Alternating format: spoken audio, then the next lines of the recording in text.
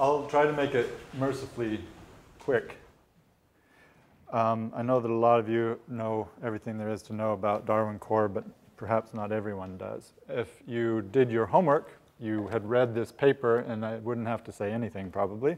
However, I'll point out that the history, the mission statement, the context of Darwin Core was published in January in PLOS One in this paper. And in it you'll find perhaps useful diagrams, descriptions of things that I'm not going to talk about now because I'm going to try and make it more relevant for now. But do look at this paper if you have any questions after I have finished or going into the future. Basically, what the Darwin Core is a set of terms with very little semantics built in, no constraints built in, an attempt, at least at the human language level, to describe a set of terms relevant to biodiversity and answering questions in biodiversity. It doesn't really pretend to be a whole lot more than that, except for a couple of reference models for how to share information using Darwin Core terms in text or in XML. It does not specify how to do anything semantically, and that was, I'll say on purpose, I'll commit to that, because at the time that the Darwin Core was set into a standard, our community, at the very least, was not at a level of maturity in which it could accomplish that in any, let's say, persistent way. Anything that we would trust would last the test of time. We expected, when we created the Darwin Core standard, that we would be in a room like this to try and solve that problem sometime in the future. This is, what, 2.5 years later that we finally are in this room. I need to say that the body of literature that is the Darwin Core standard consists of a normative document in RDF that describes this set of terms that I just talked about, and with it a bunch of human-readable web pages and XML schemas and so on, describing how the Darwin Core should evolve. Not just what terms were in this bag, but how it should be managed, how people should go forward to try and make that standard evolve for their purposes. It wasn't assumed that the Darwin Core was comprehensive. It wasn't assumed that we got everything right, and therefore we built in mechanisms to change it. The Darwin Core extends the Dublin Core in several important ways. One, it uses as its basis the same abstract model. It uses the same basic mechanism for namespace management and term versioning. And, in fact, Darwin Core shares some terms with the Dublin Core. As such, the Darwin Core is a basis for further development. So I think that is my big message here. Just to give a quick tour so that you know how to navigate in the most important documents associated with the Darwin Core. The one most people are referred to when they try first to understand the Darwin Core is this quick reference guide. It's a set of, it's one page with an index to a set of all the terms that comprise the Darwin Core. The terms are separated into several different categories. The categories are backed by entities, classes, to which the properties that are in the Darwin Core terms are meant to apply. I'm sort of hedging on how I say this because we never did commit to assigning any properties to any classes. That too was on purpose, and also awaited something like this meeting in which those sorts of relationships could be determined, as well as the mechanism, the method for making those formal relationships between terms in the Darwin Core. So basically, the bottom line is, again, we have a bag of terms. The quick reference guide, let me just show you quickly, has sets of terms organized under different classes of information. Occurrences, about which there is much confusion, and we will discuss more. Events, locations, geological contexts, identifications, taxa, and so on. Also associated with the Darwin Core is a site, a code site, where the more transient thought about Darwin Core takes place. So the site that I showed you first, that it contains this quick reference guide, is where the standard resides, okay? But within the context of TADWIG and the management of vocabularies, the management of standards therein, we have the concept of a set of documentation, a set of auxiliary documents about standards that allow us to sort of play around, talk, try things. And that's what this code site is about. It's documentation about the standard that might change. So on the code site, not only do we have a list of issues associated with the Darwin Core, this is where we track what people would like to see happen in the Darwin Core or problems that have been discovered, but it also contains information about some of the terms in the Darwin Core and things that have been observed or additional information that you don't find written in the standard. So you might find in some of these, for example, I think sex is a good example, recommendations about what controlled vocabularies might be used there. No controlled vocabularies are a part of the Darwin Core standard. Darwin Core standard itself doesn't constrain anything. It makes suggestions about which terms, such as sex, might be a good candidate to have controlled vocabularies, but it doesn't say what those controlled vocabularies must be. So this is something that a lot of people stumble upon when they're trying to share data. They want to know not only what terms do we have, but what should go in them. Darwin Core doesn't say. Darwin Core leaves that to the communities that want to share, leaves that term or controlled vocabulary management to another level. Finally, one last thing that I'd like to say is that we have gone through the process of having the Darwin Core evolve one time now since its inception in October of 2009. And that happened before the meetings last year, in which the accumulated consensus about things that ought to be changed or ought to be added was brought to public review, commented on, and then put into place for those things where consensus, complete consensus, was found. In the process of doing that, there were discussions that always led toward the semantic side about limitations on how the Darwin Core is formulated, particularly with respect to this one class called occurrence. It was found to be confusing when people wanted to do anything semantic with the Darwin Core because it is overloaded. This occurrence is meant to be the occurrence in nature of a taxon in space and time, and or a collection in a drawer, a collection object in a drawer. So it mixed up ideas of organisms and of objects that got collected and the context in which they were found. Why did this happen? It happened because the Darwin Core evolved out of a need to represent in lots of different forms, including the most simple, flat Excel spreadsheet possible form, information that covered not only the collection objects from where Darwin Core really began for specimen data, but also the observation side of information where there might not be something in a drawer. In addition, people have, over time, over the last 10 years or more, wanted to do a lot more with biodiversity information sharing, such as bringing media, connecting that with observations or with specimens, and trying to understand how those relationships worked, how they could be used in the Darwin Core.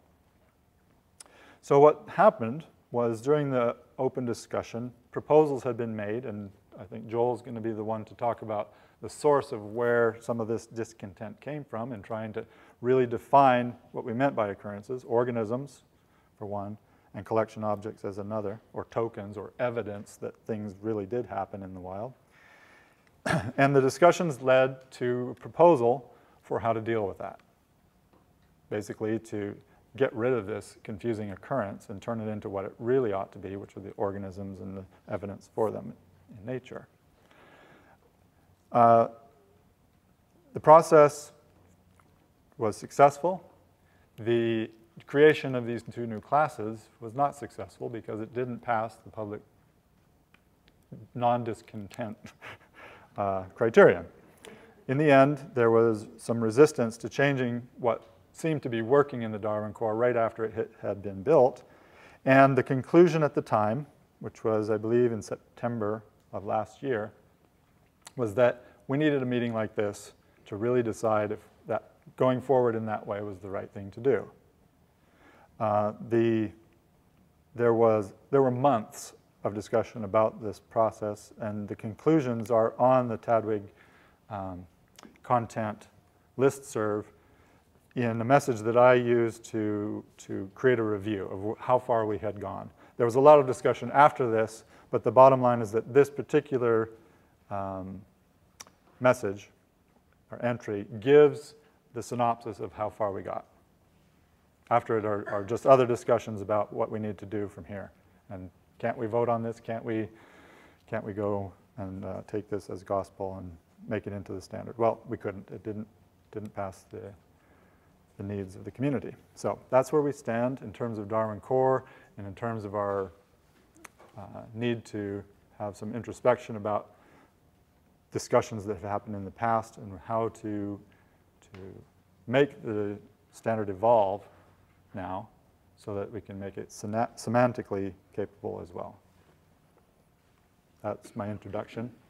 I'm sure there are questions, and I'm willing to ask those in the context of what we're doing here. Yeah? I'd like to make a comment before questions, and that is that you mentioned that there are no controlled vocabularies in Darwin Core, and for the most part, maybe entirely, all of the Darwin Core terms for which it says controlled vocabulary, best practice would be to use controlled vocabulary. The controlled vocabulary still need to come into existence. And my comment is that those controlled vocabularies can easily be ontologies.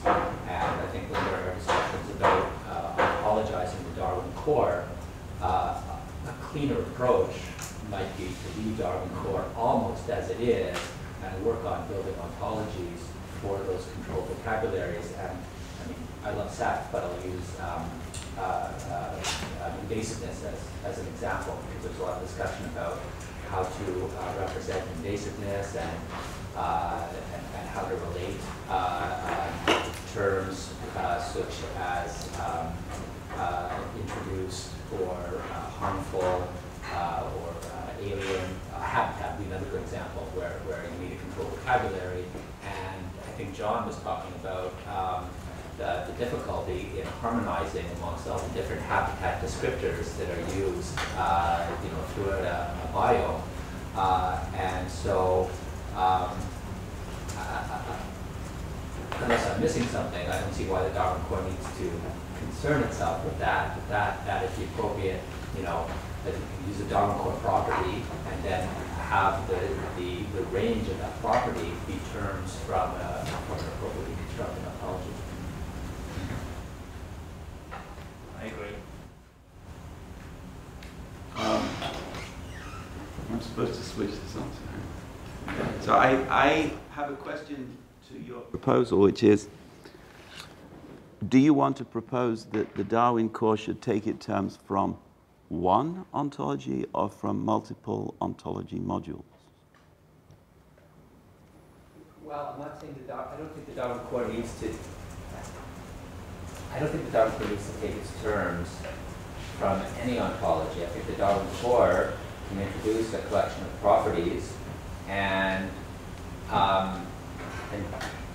forgive me that I'm always thinking about how this is going to look in a triple stroke. So the object values of those properties will be taken from ontologies there, and I would expect there to be multiple ontologies. So even though I said the range of those properties would be an ontology, I don't think that it would be useful to actually have range constraints on the properties that that convention would dictate which of several ontologies might be used in a given case. But certainly there would be a separate habitat ontology, there might be multiple habitat ontologies. So we're going to be talking about ENVO later on. And I'm hoping that ENVO or something like ENVO can serve as a consensus-based attractor for efforts defining terms like habitat and environment and biome and so forth. So one of the things which I hope is a consequence of this meeting is that people start to aim for single consensus ontology resources for each domain. Because at the moment you have too many activities going on in parallel. So you agree? Well, I think the verdict is out on whether that's going to be possible, whether a single consensus is. So if the goal is not to decide whether it's possible, the goal is to decide to try and do it. Well, maybe, right? I mean, if it's, we spent a long time arguing about some things that perhaps weren't worth arguing about yesterday, and, if we're going to aim for consensus, there's a danger that we might, that might happen. Again, I think I understand what you're saying, whereas I'm saying, you're saying, well, have a habitat ontology, have an invasiveness ontology, have a sex ontology, and then use those to value the properties from, sex, habitat, invasiveness status, or whatever. I think that's what you're.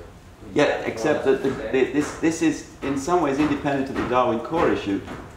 That I think that the sensible goal is to try and achieve controlled vocabularies like the ones that you just described for every possible use, wherever you have data. And that means including data which people have outside the ecology, environmental, biosystematics community. Yeah, and all I'm saying is, if that were the case, right, if we could do that, then it would make sense that we would define the range of that property to be the ontology. Because we would say, if it's not in the ontology, you can't use it. And I'm saying that experience seems to indicate that that doesn't work, and that there needs to be more flexibility in. Yeah, so I think that you're underestimating the degree to which all of those ontologies themselves will always be works in progress.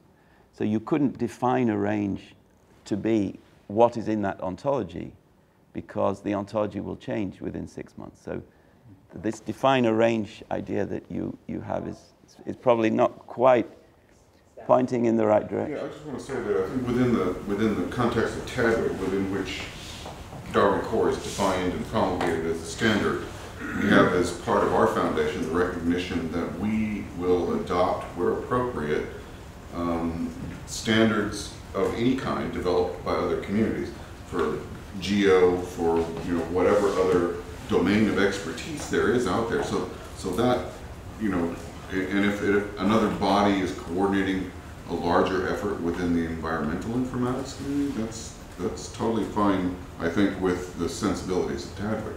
So I would say just at the outset that the principle is one that is widely recognized and valued. It feels to me like that nobody in their right mind would advocate a long-term goal of a chaos of conflicting ontologies. But the question is, in the short term, how to go from the totally uncontrolled bag of terms to something a little bit more sensible. And I just want to make sure I understand something. So, if you think of this in the tag value vocabulary, Darwin core provides the tags, and it's up to people to decide what the values are, right? Okay. So if you were to make a relatively minor extension to Darwin core to say that instead of a tag value double, it's now a tag value triple, where it's the tag that comes from Darwin core, the value that is provided by anybody who wants to provide it, and then the source of the value, which is either naming the ontology or I pulled it out of my ear. And if you implemented that, then people would quickly want to start trying to compute over the ontologically defined terms, and the social pressure for coherence in the ontologically defined terms would grow. But my experience has been, if you tell a bunch of scientists that they have to accept this standard, you'll get this violent immune reaction. My experience has been, if you tell a scientist, you've got to pick that $20 bill up off the floor and put it in your pocket, there's no way you're going to make me pick up paper. But the trick is you leave a 5 on the floor, and pretty soon they're fighting for it. So Okay? I am the- shocked that that isn't already built into the standard, that you have to name where the value is taken from. But it's not, is it? Well, wait. Well, when you have no values, then. I mean, it's built into not only the semantic web, it's built into the web that every term is qualified by namespace, and if it isn't, then it's implicitly qualified by the namespace of the page that it's coming from. So, insofar as Darwin Core has grounded itself in RDF, then yes, that's built into the standard. So I completely agree with your suggestion, and I'm wondering if Barry also. I would assume that it's a matter of course that you do that. Right, but what that means is that you can introduce new terms. Yeah, of course, you have to be able to introduce new terms. Yeah, you don't have to wait for the ontology. So the idea is that if this is done right, then there would be a feedback channel between the data entry mechanism for Darwin Core tag data back to the ontologies. So if you find a gap in the ontology, then you just press a button and a message goes back to the ontology editors which says, we need this term, please add.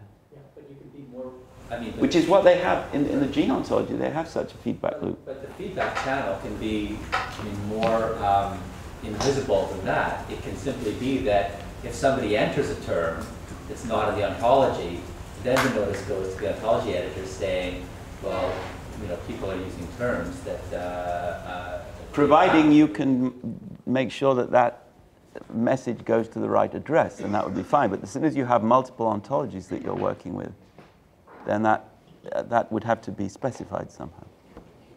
So let me just clarify my own position, which is based on discussions with John yesterday.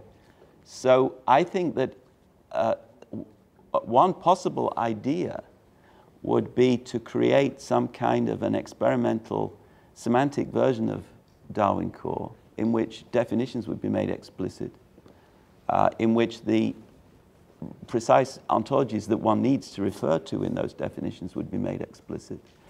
And then one could establish to what degree Darwin Core is itself in good shape from the point of view of being represented semantically. So in other words, not keep Darwin Core as it is in any case, but create a parallel artifact called Darwin Core semantic layer or something like that, and then try and build definitions for all the terms in that parallel artifact, and then use a reasoner to generate the hierarchy. That's such a good idea that 3 or 4 people have started to do it. And Good. That's what I'm going to... Good. Okay, so I'll go back to... I'll switch off my microphone now. It's almost the same thing. Darwin Core semantic web, not semantic layer.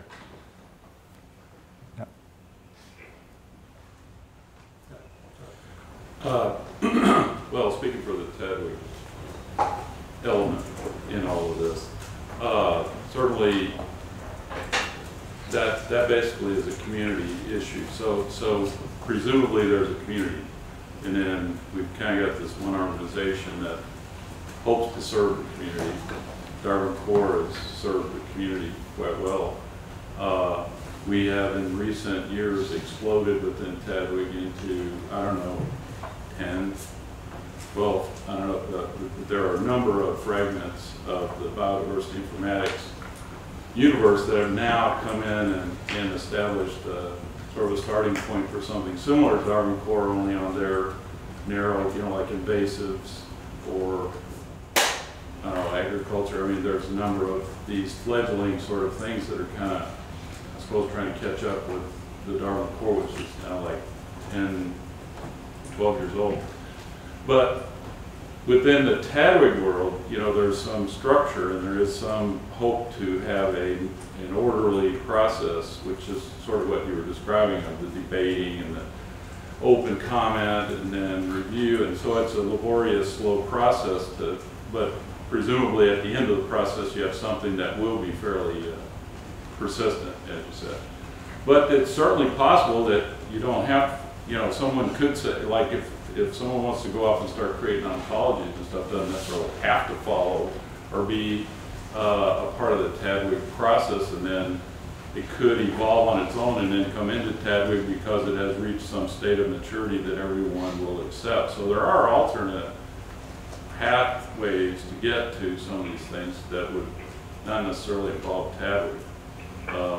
And to some extent, this sounds like something it should be like that, because, you know, if we're trying to experiment our way into something that, you know, will work, then maybe that needs to go up, like we're saying, on its own sort of pathway until it reaches a point of maturity. Other comments? So maybe I can take this opportunity to talk a little bit about Dublin Core. There are some artifacts of taking the Dublin Core as your starting point, which I think you should be aware of and be warned against. So one artifact of the Dublin Core is that the Dublin Core is a controlled vocabulary for formulating metadata about resources, by which is meant the things identified by URIs. Now, that's fine, and that some of the metadata terms which Dublin Core defines work well. So, for instance, date copyrighted, I think is a well-defined term. It means the date at which a resource was copyrighted. But there is also a term date in Dublin Core, and date is defined as meaning a date representing an event within the life cycle of the resource. Now, there are many dates which have nothing to do with resources, and if you define a date to be the date relating to a resource, then you're making a mistake. And there are many terms in Dublin Core which have perfectly good meanings independently of resources. For instance, the property part of doesn't mean part of, it means part of a resource. And that is a mistake which I think Darwin Core needs to be warned against. Another mistake is in the Dublin Core is that the terms are nice short terms, but by being nice and short, they end up meaning something much more general than their definition. So Dublin Core has the term available, which means the date at which a resource was available. Now, available could mean a lot of other things. And similarly, it has the term alternative, which means alternative title. Now, Darwin Core should be not afraid of having very explicit names, but it should also be afraid of having names which are defined completely generally. If they're needed to annotate resources, then you can include them in Darwin Core, but you shouldn't then define them in a narrow sense. So I'm reminded of the international terminology of nursing, which, before I attacked it, defined water as a nursing phenomenon which.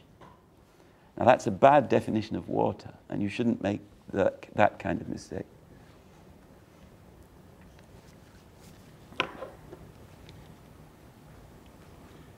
Is there any review of Dublin Core, just as you did it now, available on the web, available on your homepage? Not that I know of, but there is a lot of chatter about Dublin Core.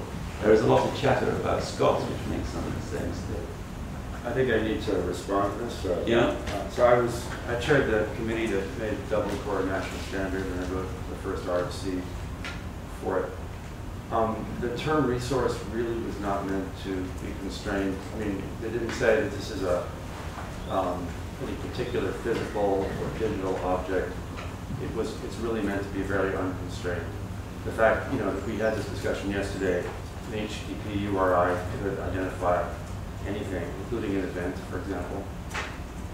So these are they grew out of this sort of document-like object world, but as the more the discussion progressed, the more it became fuzzy. So I think there's still a problem, because if you have has part of defined as being, part of defined as being part of the resource, it could very well be that you want to use part of to define the relationship between the resource and something completely different. So there is still a lingering problem. Yes, there's always an implicit subject. You know, in an RDF triple, there's a triple, right? So the implicit is that the subject is the thing being described. But the general point I'm making, which speaks to the proposal that we were talking about earlier, is that as soon as you try and make something be self-contained, so that you don't draw on external ontologies, for instance, then you end up defining a world in which the things outside that world are somehow now being neglected. And there's a very easy trick to this. Instead of defining is part of within Dublin Core, you define is part of by referencing a relational ontology which would be outside Dublin Core. And similarly, some of the terms in Darwin Core which are defined in other ontologies. It's good practice to define those terms by referencing the definition in the other ontology rather than defining them within the context of the closed world, which is Dublin Core. Certainly, it's useful. I also wanted to just mention a different model for, I mean, I'm a veteran of a number of different metadata consensus processes that have often been very, very painful. Occasionally, you definitely need meetings like this to resolve particular points, such as you raised, John. But in general, these things are very labor-intensive, and they don't produce very good results. In my mind, this other approach is kind of a nano-standard approach, which is agree on the level of terms, but don't complicate it by requiring that you community agrees on these 12 terms, and in this particular configuration, instead just pick and choose from a large dictionary, and sort of concentrate on individual terms and let an ecology be built just like natural language is built. I don't know if there's any gas in that, but I'd like to explore that, and I will be exploring that in a metadata effort. It's a different way of approaching this whole ontology building problem. Can I say just one thing? So there are various attempts to do that at the level of the federal government. There's the National Information Exchange Model, which is a gigantic list. It's a flat list of terms.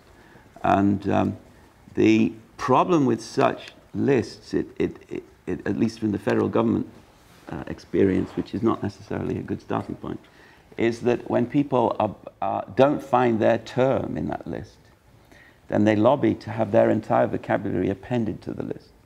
And so the list grows and grows and grows.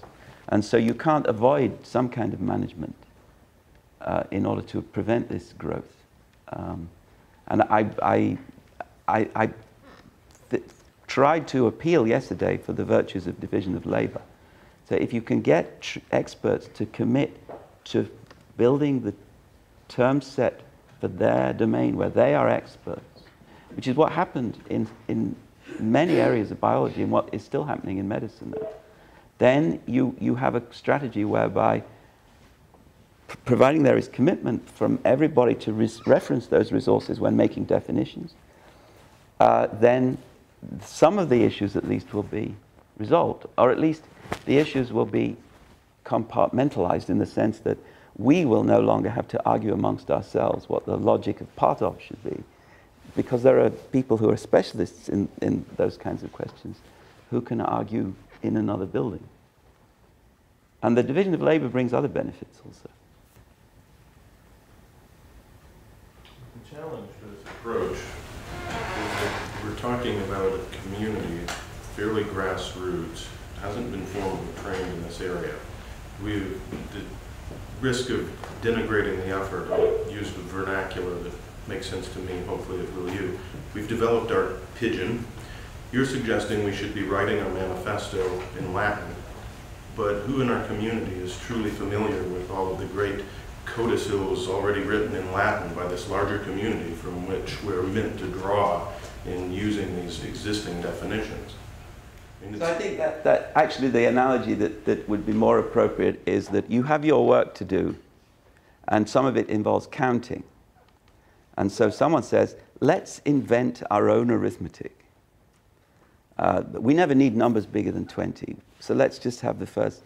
And you would end up doing something wrong. So it would not be a good idea to reinvent arithmetic, because arithmetic is already there. And similarly, it wouldn't... I understand that point, and it's well taken, and you've made it several times during this discussion. What I'm trying to point out is that someone needs to be able to instruct an entire community, and I suspect not just this one, on proper arithmetic that's not done on our fingers and toes. So I've asked, you know, where do I, as a naive person with no background in trying to define semantic ontologies, but a very real need to do so, learn how to do this using the best available Latin? And there's no school of Latin I can go to. Okay, I will address this in the wrap-up session in the afternoon. So, you know, Barry, I agree with your goals, but I don't think that there is some sort of definitive set of ontologies that a community such as ours could look at. That's true, but then communities playing with various prototypes, with various types of expressivity, and trying to, through a process of use cases and vocabulary ontology development, experiment with what type of structures in their ontologies give them maximum benefit. Yeah, and so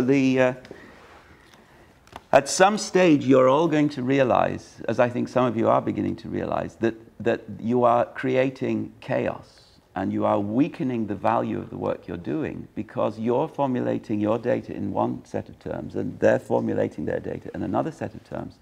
And as the disciplines mature, then they will realize the need to have one set of terms to describe everybody's data. And you're going to do that sooner or later. And I don't think that's quite fair. So for instance, Dublin Core, I think many of us sort of look at Dublin Core as one of the best established metadata systems. And so we try to borrow from that namespace to minimize this chaos that you're concerned with. yes, Now you've just sort of said, well, Dublin Core is not the best, you know, example to look towards. But all of these efforts, I think, are not just starting de novo. We're trying to look around and assess what existing approaches are out there. We see that the priorities of these various projects differ. And we're trying to borrow where appropriate and extend as necessary. so I didn't say Dublin Core was not the best, because that would imply that there was a best. And if there was a best, everyone would use it. I don't know what percentage of people in this community are using the Darwin Core. But I think part of the reason why I'm here is that there was some dissatisfaction with some aspects of the Darwin Core.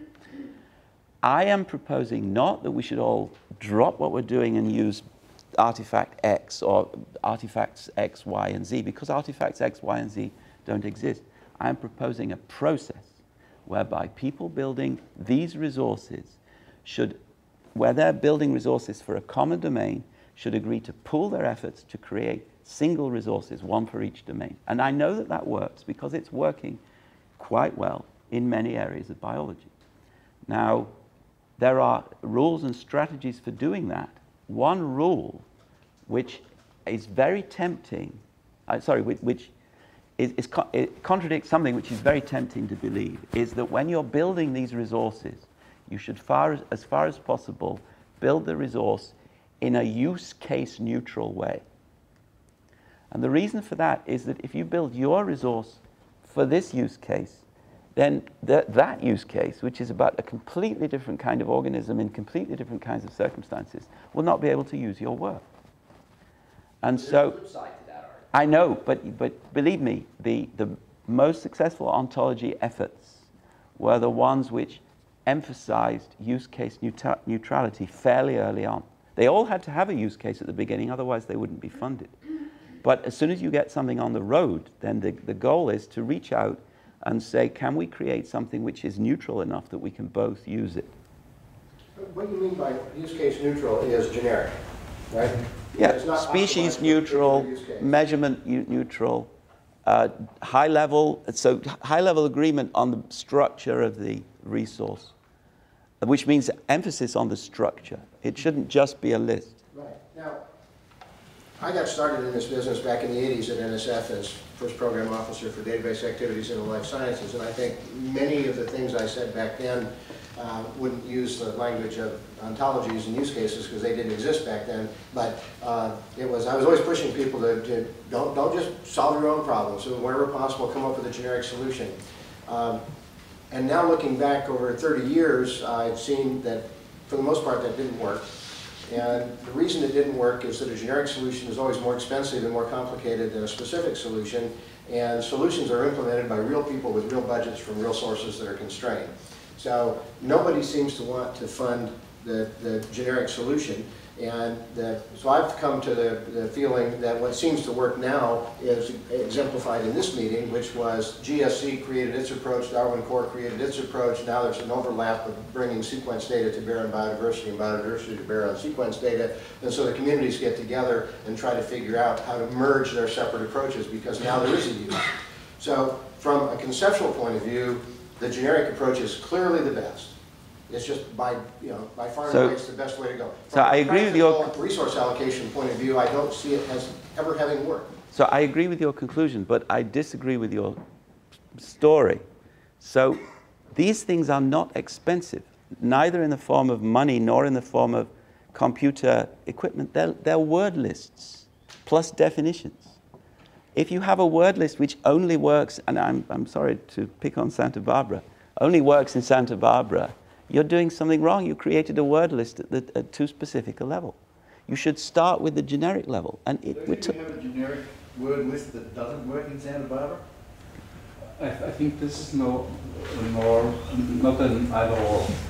I think it's just a question where in this whole process should we walk. So, for example, be as generic as possible as you can would be a nice answer, since there is no absolute generic structure or absolute generic schema.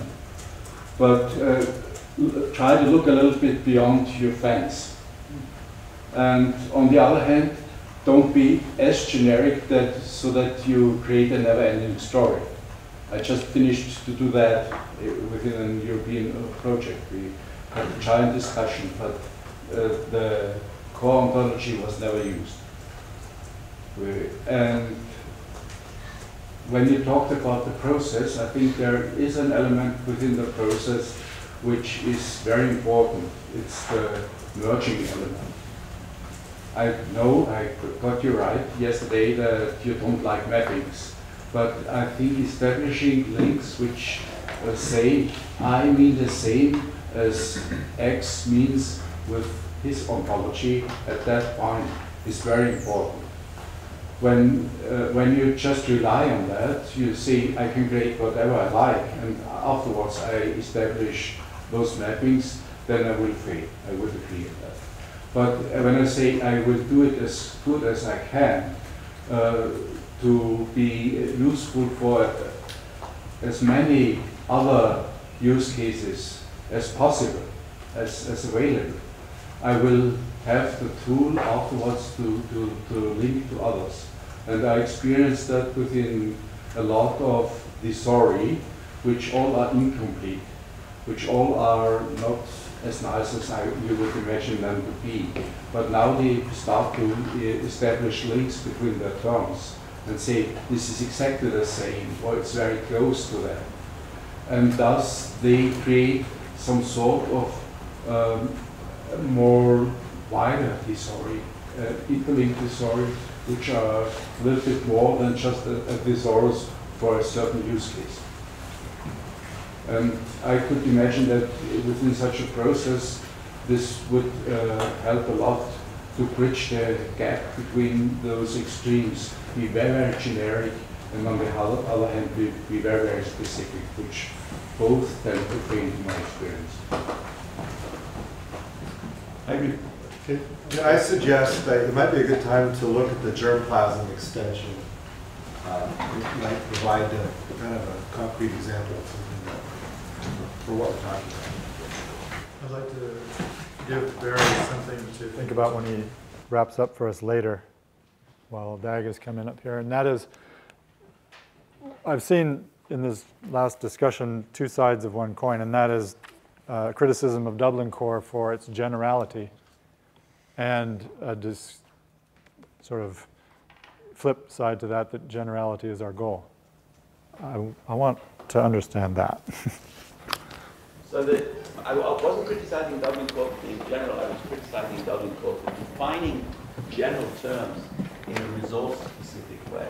And there is a trap there, which I agree is not as bad as it could be, but which is still a problem sometimes. This. Dublin Core contains highly general terms, but gives them definitions which are resource-specific in ways which means that those definitions are now wrong. And where we have highly general terms like part of, then we should not, or numbers, for instance. So I know of an Army vocabulary which defines the number 25, because Army packages come in 25 counts. So the number 25 is defined as a 25 count package. Now that's a bad definition of the number 25. That's the mistake I was pointing to.